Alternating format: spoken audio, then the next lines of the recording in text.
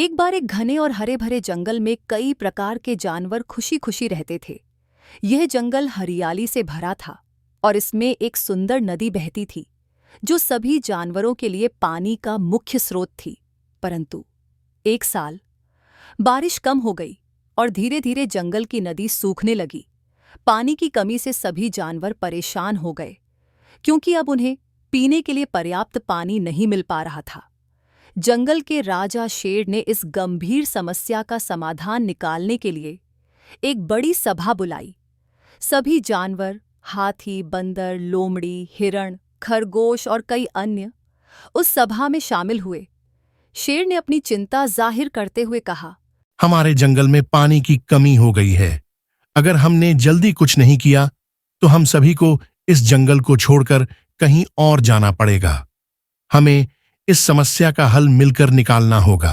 हाथी, जो सबसे बड़ा और अनुभवी जानवर था, गंभीरता से बोला, हमें सबसे पहले यह जानना होगा कि पानी की कमी क्यों हो रही है। क्या यह सिर्फ बारिश की कमी की वजह से है या फिर कोई और कारण भी है? बंदर, जो हमेशा इधर उधर घूमता रहता था, उछलते हुए बोला, मैंने देखा है कि नदी के किनारे के कई बड़े पेड़ कट चुके हैं। शायद उनकी जड़ों के न होने के कारण मिट्टी ढह रही है और पानी का बहाव रुक गया है। पेड़ों की जड़ें मिट्टी को बांध कर रखती थीं और अब जब वे नहीं हैं तो पानी सही से बह नहीं पा रहा। लोमड़ी, जो अपनी चतुराई और चालाकी के लिए जानी जाती थी, बोली, मैंने देखा है कि जंगल के पास कुछ इंसानों ने खेती शुरू कर दी है। वे हमारी नदी का पानी अपनी फसलों के लिए ले रहे हैं। शायद यही कारण है कि पानी की मात्रा घट गई है। हमें उन्हें यह समझाना होगा कि अगर वे पानी का सही से इस्तेमाल नहीं करेंगे तो हम सभी मुश्किल में पड़ जाएंगे। खरगोश, जो हमेशा नदी के पास खेलता रहता था, ने कहा, मैंने देखा है कि कई जानवर नदी के किनारे कचरा फेंकते हैं। इससे पानी दूषित हो रहा है और पीने लायक नहीं बचा है। हमें नदी की सफाई करनी होगी ताकि पानी साफ हो सके। शेर ने सभी की बातें ध्यान से सुनी और बोला, यह स्पष्ट है कि हमारी समस्या कई अलग अलग कारणों से उत्पन्न हो रही है। हमें एक ठोस योजना बनानी होगी और मिलकर काम करना होगा। हम तभी इस समस्या का समाधान कर सकते हैं जब हम सभी जानवर अपने अपने हिस्से का काम पूरी जिम्मेदारी से करें। हाथी ने अपने अनुभव से सुझाव दिया, हम सबसे पहले नदी के किनारे फिर से पेड़ लगाएंगे ताकि मिट्टी का कटाव रुक सके और पानी का बहाव ठीक हो सके। बड़े जानवर इस काम में मदद कर सकते हैं। बंदर ने खुशी खुशी कहा, मैं और मेरे दोस्त नदी के किनारे की सफाई करेंगे ताकि वहां जमा कचरा हट जाए और पानी फिर से साफ हो सके। लोमड़ी ने भी अपनी मदद की पेशकश करते हुए कहा, मैं इंसानों के पास जाऊंगी और उनसे बात करूंगी। मैं उन्हें समझाऊंगी कि अगर वे इस तरह से पानी का अत्यधिक उपयोग करते रहे तो हम सभी जानवर मर जाएंगे। हमें यह सीखना होगा कि पानी का सही से इस्तेमाल कैसे किया जाए। खरगोश भी अपनी तरफ से मदद करने के लिए तैयार था। उसने कहा, मैं छोटे जानवरों को इकट्ठा करके पानी के अन्य स्रोतों की खोज करूंगा। हो सकता है जंगल के किसी हिस्से में और भी जल स्रोत हों जिनका हम उपयोग नहीं कर रहे।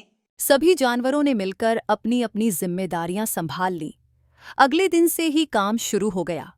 हाथी और अन्य बड़े जानवरों ने नदी के किनारे बड़े बड़े पत्थर और मिट्टी इकट्ठा करके वहां फिर से पेड़ लगाए ताकि मिट्टी कटने से रोकी जा सके।